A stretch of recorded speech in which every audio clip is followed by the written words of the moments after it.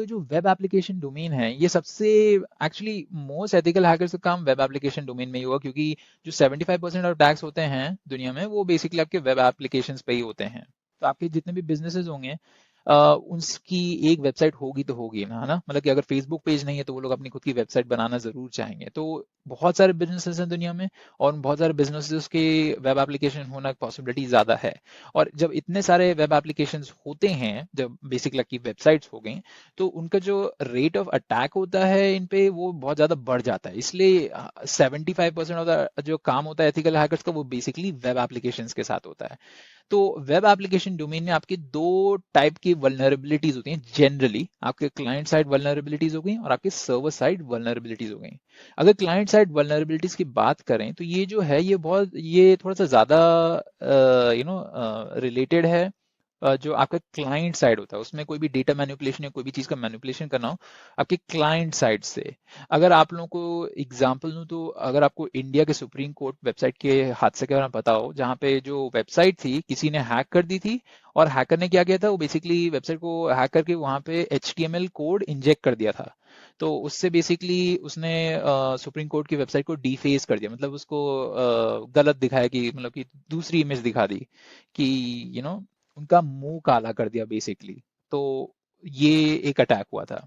तो इसको हम लोग क्लाइंट साइड, तो हम लोग इसको डिफेसमेंट अटैक कहते हैं, जहां पे कोई अटैकर बेसिकली किसी और को डिफेस करना चाहता है, किसी की बदनामी करना चाहता है। तो ऐसे ही हम लोगों ने एग्जांपल देखा कि सुप्रीम कोर्ट की वेबसाइट को किसी ने बदनामी की। तो हम लोग इसको क्लाइंट साइड वल्नरेबिलिटी कहते हैं, क्योंकि जो सुप्रीम कोर्ट की वेबसाइट थी वो अच्छे से प्रोटेक्टेड नहीं थी। वो लोग उनके ऐसे मेजर्स नहीं थे जो HTML इंजेक्शंस को रोक पाते।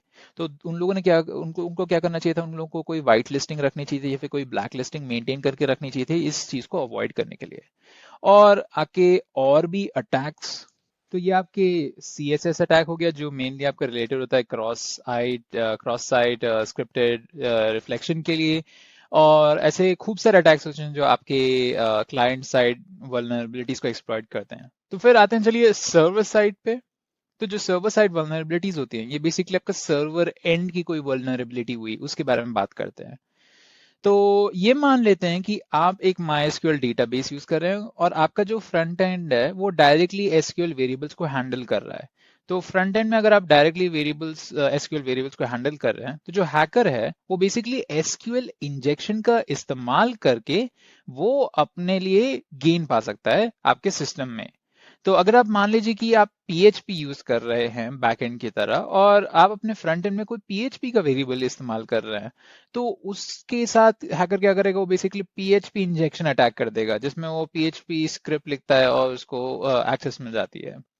तो ये जो अटैक्स होते हैं ये आपके सर्वर साइड की वल्नरेबिलिटीज को एक्सप्लॉइट करते हैं। तो अगर हम लोग सर्वर साइड और क्लाइंट साइड के अटैक्स के बारे में बात करें तो उनको हम लोग तीन मेजर कैटेगरीज में डिवाइड कर सकते हैं। तो सबसे पहले आता है आपका पैरामीटर टैम्परिंग, अनवैलिड, फिर आता है अनवैलिडेटेड इनपुट्स, फिर आता है आपका डायरेक्टरी ट्रांसवर्सल अटैक्स।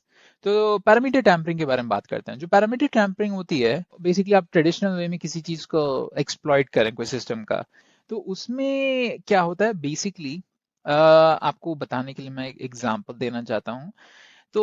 तो जब भी आप सर्वर और क्लाइंट साइड की बात करते हैं तो बेसिकली कैसे काम करता है, आपका एक सर्वर हो जाता है, एप्लीकेशन सर्वर, उसको हम लोग example.com मान लेते हैं, फिर आपका एक क्लाइंट हो जाता है, और फिर आपका एक डेटाबेस सर्वर हो जाता है। तो जो डेटाबेस सर्वर है वो आपके एप्लीकेशन सर्वर से कनेक्टेड है, और आपका क्लाइंट जो है वो भी आपके एप्लीकेशन सर्वर से कनेक्टेड है। तो यहाँ पे बेसिकली आप देख सकते हैं कि कम्युनिकेशन हो रहा है सबके बीच में। तो ये क्लाइंट कोई रिक्वेस्ट भेजता है एप्लीकेशन सर्वर को, एप्लीकेशन सर्वर उस रिक्वेस्ट को प्रोसेस करता है डेटाबेस से डेटा उठा के, और जब वो रिक्वेस्ट को प्रोसेस कर लेता है तो वो एक रिस्पॉन्स की तरह उसको वापस भेज देता है। तो यहाँ पैरामीटर टैम्परिंग में बेसिकली क्या होता है कि जो आपका अटैकर होता है ये आदमी आपका यहाँ पे बीच में आके बैठ जाता है, वो आपके कम्युनिकेशंस के बीच में आके बैठ जाता है। तो ये हमारा ट्रेडिशनल, अब हमारा ये ट्रेडिशनल तरीका हो गया कोई भी एप्लीकेशन का काम करने का। और इसके अंदर आपको जो अटैकर है वो ये जानता है कि ये कैसे काम करता है, उसको पता है कि एप्लीकेशन एक सर्वर है, डेटाबेस सर्वर है, और जो क्लाइंट है वो ऐसे कम्युनिकेट कर रहा है। तो यहाँ पे पैरामीटर टैम्परिंग ये हो गई कि जो हैकर बीच में बैठा होगा हमारे कम्युनिकेशन मीन्स के, वो क्या करेगा, वो बेसिकली मॉनिटर करने की कोशिश करेगा कि क्या कम्युनिकेशंस जा रहे हैं। अगर यूजर ने कोई रिक्वेस्ट भेजी या क्लाइंट साइड से कोई रिक्वेस्ट आ रही है तो वो उसको पढ़ सकता है। ऐसे प्रोबेबिलिटी काफी ज्यादा है कि अगर वो बीच में बैठा हुआ तो ये वो काम कर सकता है। अगर आपका जो नॉर्मल इंटरेक्शन है उसके बाद फिर से करें, जिसमें कि एक क्लाइंट जो है, यूजर है, वो अपने क्लाइंट साइड से एक रिक्वेस्ट भेजता है, तो वो रिक्वेस्ट जो है वो सबसे पहले आपके एप्लीकेशन को जाती है, और जो एप्लीकेशन है उस रिक्वेस्ट को पढ़ता है और उसको समझता है, उसको प्रोसेस करता है और फिर उसको रिस्पॉन्स भेजता है। तो ये आपका अगर एग्जांपल लें तो उसमें अगर आप कोई यूजर है वेबसाइट पे आया हुआ है, वो बटन को क्लिक करता है, तो जो रिक्वेस्ट है वो आपकी क्लिक है, और जो रिस्पॉन्स है वो है कोई नया डेटा, कोई नया पेज या फिर कोई भी नया फंक्शन। तो जो अटैकर है वो यहाँ पे बैठ के बेसिकली ट्राई करेगा आपको देखने की डेटा क्या है, उसको स्निफ करने की कोशिश करेगा। तो इस अटैक में बेसिकली जो हैकर है वो इस डेटा के साथ टैम्परिंग भी कर सकता है। तो यहाँ से आपका पैरामीटर टैम्परिंग आता है कि वो जो डेटा है उसको डेटा को टैम्पर कर सकता है और उसको डिलीट कर सकता है और उस डेटा को अपने इंपोर्ट कर सकता है अपने पर्सनल यूज के लिए। अगर ये डेटा जो है वो एंक्रिप्टेड है, जो कई बार होता है ऐसे केसेस में, तो तब अटैकर जो है वो पढ़ नहीं पाएगा डेटा क्या है और उसका इस्तेमाल नहीं कर पाएगा, पर वो तब भी हार्म कर सकता है। वो बेसिकली क्या करेगा कि जो भी अल्फा न्यूमेरिक डेटा जा रहा है, मतलब क्लाइंट साइड से आपने रिक्वेस्ट भेजी, रिक्वेस्ट एंक्रिप्ट हुई और एंक्रिप्ट होने के बाद एक अल्फा अल्फा न्यूमेरिक डेटा हो गया और वो पैकेट्स के थ्रू जा रहा है एप्लीकेशन के पास।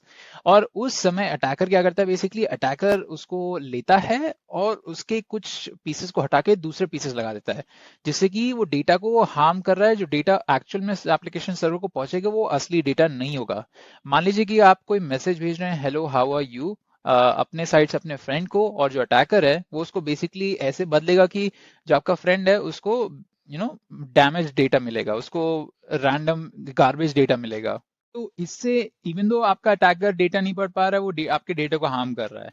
तो कई बार अगर कोई समझ लीजिए कोई काफी इंपॉर्टेंट सिचुएशन हुई, जैसे कि मान लीजिए कि टेररिस्ट अटैक हुआ है और जो टेररिस्ट की हैकर टीम है उन लोगों ने हमारे गवर्नमेंट कम्युनिकेशंस को रोक दिया है, क्योंकि वो लोग ऐसे डेटा को हार्म कर रहे हैं, तो हम लोग एक दूसरे से अच्छे से कम्युनिकेट नहीं कर पा रहे हैं।